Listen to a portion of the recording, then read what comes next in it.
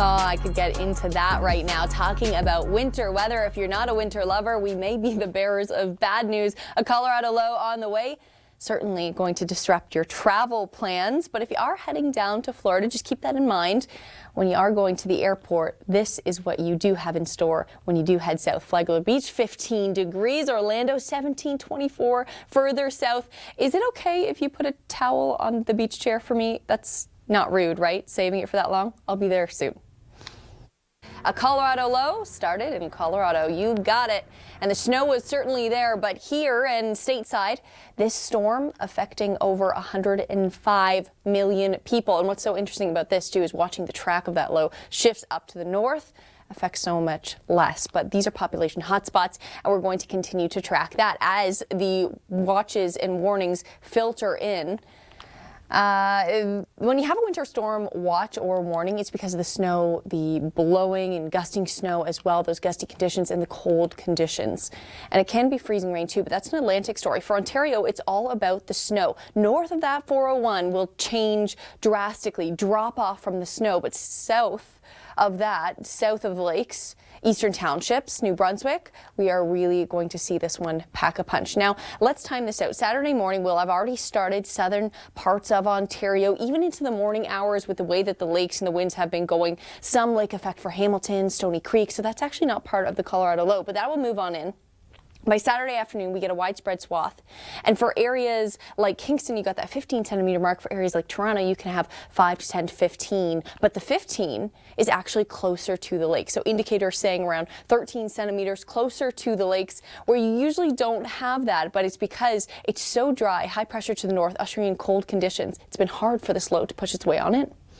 And because we do have that moisture towards the lakes, that's where you see the abundance. Now, by Sunday morning, starts to push its way on out. But what I feel becomes an even more dangerous scenario will be the cold that filters in. First, let's take a look at the totals, because there you go, that Toronto, that 5 to 15. But again, we talked about this, that 15 is actually closer to the lakes as you go south, knowing that some of these could overachieve as well. The future radar shows an interesting story past this moving on out. And I was talking to meteorologist Kevin McKay about this, because when a system departs, sometimes you have some lake effect on the back end. So with that due north flow, lake effect bands will set up Sarnia, areas down to Chatham. You'll be accumulating more snow on this one. But let's talk about the cold. The cold will filter in, where wind chill values will be feeling into the minus 30s. And this is a look at Sunday morning.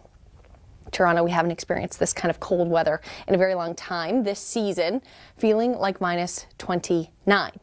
And definitely we will be focusing in on those respite centers. Quebec out to the Atlantic, winter storm warnings already in place. And again, some of these totals could overachieve eastern townships. The way that you have got that jet riding so high, it provides a lot of lift. And that's where we're seeing that set up. And then even areas in through northern New Brunswick, central New Brunswick, it is going to be a huge storm. We're continuing to talk about this storm around the corner with many of us here at the Weather Network. Your local forecast starts right now. Hi there, our Storm Watch coverage continues. Amanda Weldon along with you. Of course, our eyes go towards the east as this Colorado low continues to track up towards Ontario as well as the Atlantic. We'll go to Chris Sinclair. He's diving in deeper with our meteorologist here at the Weather Network. When you look at our radar return, your eye goes directly to the reason why we are in storm watch. A Colorado low bringing heavy swaths of snow, gusty conditions, low visibility, and trouble on the roads for the Atlantic. It will be a more messy wintry mix, but for Ontario, it means snow as well as very bitter cold conditions past the storm. Look at that low as it moves. High pressure to the north, dry high pressure. So what's interesting about this one too is around the lakes, we'll actually see more snow impact.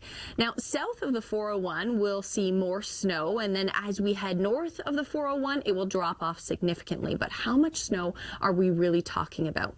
We're seeing on our satellite radar return right now, southwestern Ontario getting into that snowfall. First, earlier, Hamilton, Stony Creek, we even had some slight flurries just because of lake effect.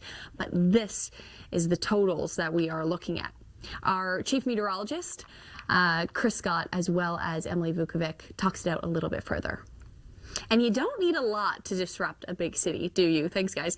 All right, well, it's also going to be fluffy snow, so strong winds is going to blow this down and around and really create tough situations for visibility. As we take you into Saturday, later in the morning, play out this future radar, pushes off to eastern Ontario, and then you start getting a due north flow. So then we start to see lake effect build off of Huron, Sarnia, Chatham, more snow to come for your Sunday and widespread.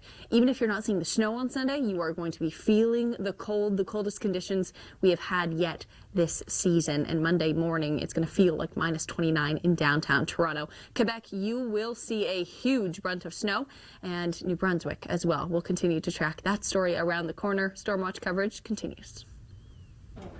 We continue to track the storm that has the potential of affecting over 105 million people, not only here at home, but also stateside. Major population hotspots, but we'll also take you down south where the storm is not affecting at all. Florida, and our embodiment of sunshine here at the Weather Network, Michelle Mackey, was down there. You can check out her videos and enter a contest for yourself at theweathernetwork.com/visitflorida.